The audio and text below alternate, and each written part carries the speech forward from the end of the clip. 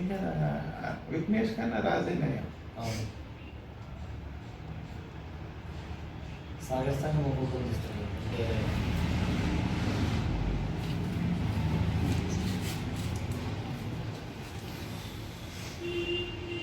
Sir phone మొత్తం క్లీన్గా వస్తుంది. రాబోయే స్థానిక మున్సిపల్ ఎన్నికల్లో సిపిఎం పార్టీ జిల్లాలోని వివిధ మున్సిపాలిటీల్లో పోటీ చేసి ప్రజల మద్దతును కూడగట్టాలనేటువంటిది నిర్ణయం చేయటం జరిగింది. ప్రధానంగా పేద ప్రజలు, మధ్యతరగతి ప్రజలు ఎదుర్కొంటున్నటువంటి అనేక సమస్యలపైన సిపిఎం పార్టీ అనేక ఆందోళనలు, దశల వారి పోరాటాలు నిర్వహించి ప్రజలకు అండగా నిలబడ్డటువంటి పరిస్థితి చూస్తూ ఉన్నాం. ప్రజలు ఈ ఎన్నికల్లో సిపిఎం పార్టీ అభ్యర్థుల్ని ఆదరించాలని విజ్ఞప్తి చేస్తూ ఉన్నాం.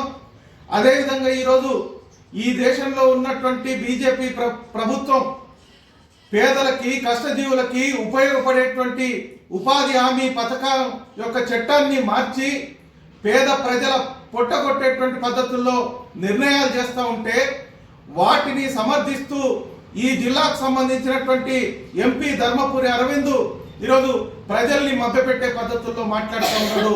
అది బ్రహ్మాండమైనటువంటి కొత్త చట్టం అనేటువంటి పద్ధతుల్లో ఈరోజు మాట్లాడుతూ ఉన్నాడు. ఇది చాలా బాధ్యతారహితం. ఇప్పటి వరకు కేంద్ర ప్రభుత్వం 90% పైగా ఈ ఉపాధి హామీ నిధుల్ని కేటాయిస్తూ ఉంటే వాటిని మార్చి ఈరోజు 60% మాత్రమే కేంద్రం ఇచ్చేటట్లు నిర్ణయం చేయటం అంటే ఇది పేద ప్రజలకి ఏ రకంగా ఉపయోగపడుతుందో ఎంపీ ధర్మపురి అరవింద్ సమాధానం చెప్పాలని కోరుతా ఉన్నాం.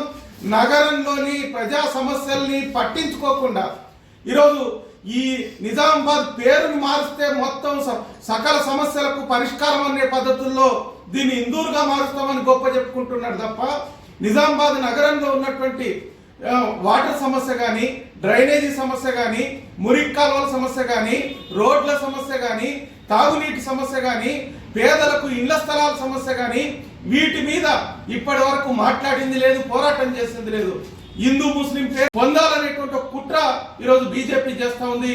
ప్రజలు దీని పట్ల అప్రమత్తంగా ఉండాలా, తమ సమస్యల కోసం ఎవరు కృషి చేస్తారో వాళ్ళని ఆదరించాలా రాబోయే ఎన్నికల్లో అనేటువంటిది విజ్ఞప్తి చేస్తా ఉన్నాం.